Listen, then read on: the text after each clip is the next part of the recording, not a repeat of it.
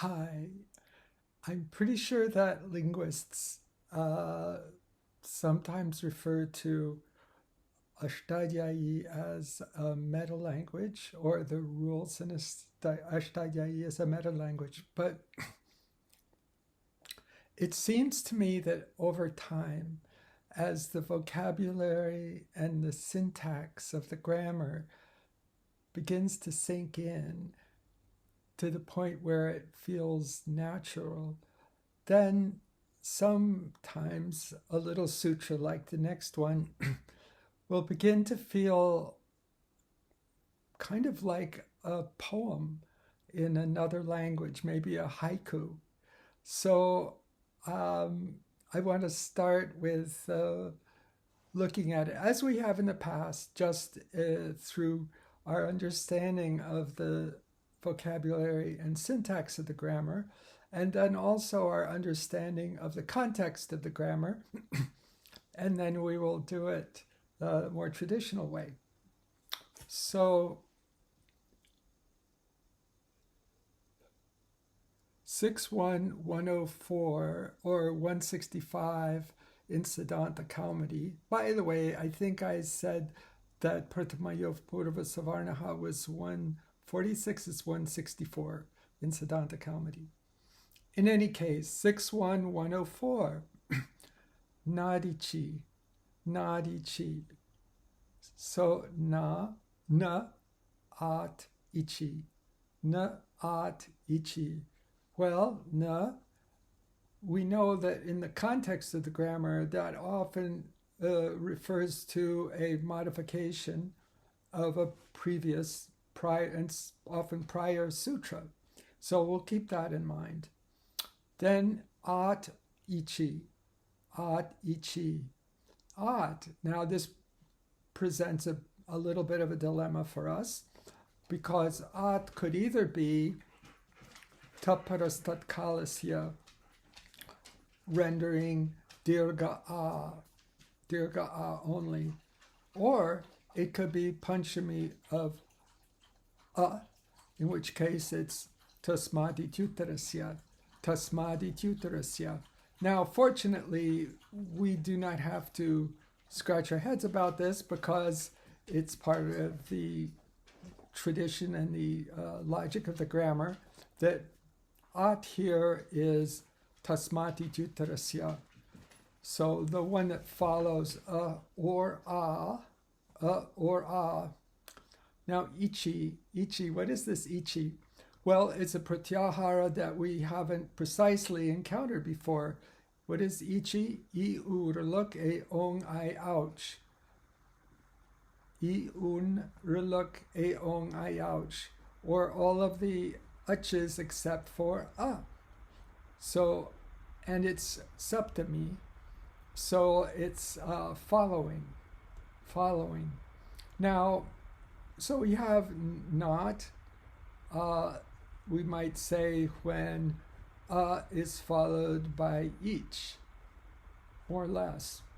So let's look back at the last sutra again, just for context. Pratamayoho purva savarnaha, pratamayoho purva savarnaha. And when we extrapolated it, we took it as akaha pratamayoho achi pare, purva parayoho sthane, ekaha purva savarna dirgaha, ekaha purva savarna dirgaha. So when an ak of the pratama or dvitiya vibhakti is followed by an ach, the beginning and following purva parayoho, a single purva savarna dirga comes. The single dirga, which is savarna to the preceding. And so this is saying, no, okay, that's pretty much, we can imagine saying, no, this is not going to happen. Under what circumstances? At ichi. Well, when a or a ichi pare is followed by each. Now, what is each?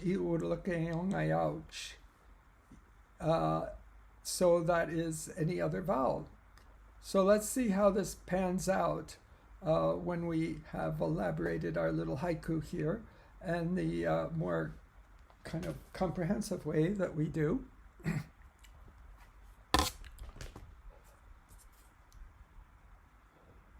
So 61104 Nadichi Na At Ichi. Anuvritti is, amazingly, Pratamayoho Purva Savarna Purva Parayoho Ekaha Dirgaha. So, or virtually the earlier sutra. So when we put it all together, we get At Pratamayoho Ichi Pare Purva Parayoho Sthane Ekaha Vritti Ekaha Purva Savarnaha Dirgaha Na. At Pratamayoho Ichi Pare Purva Parayoho Sthane Ekaha Purva Savarnaha Dirgaha Na. So when an each of Pratama or Dvitiya Vibhakti follows an A, so an each follows an A of the first or second Vibhakti, the single Savarna Dirga of the preceding does not come. And so what do we get in this case? So if we looked at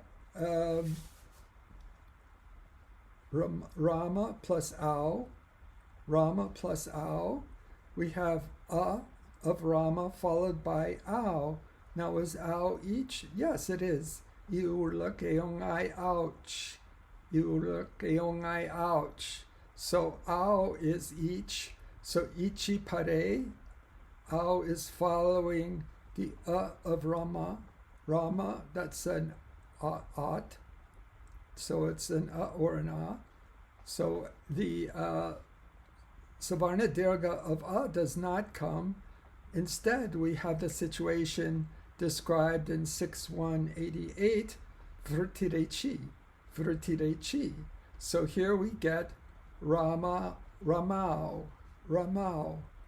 And that's how Nadichi comes about.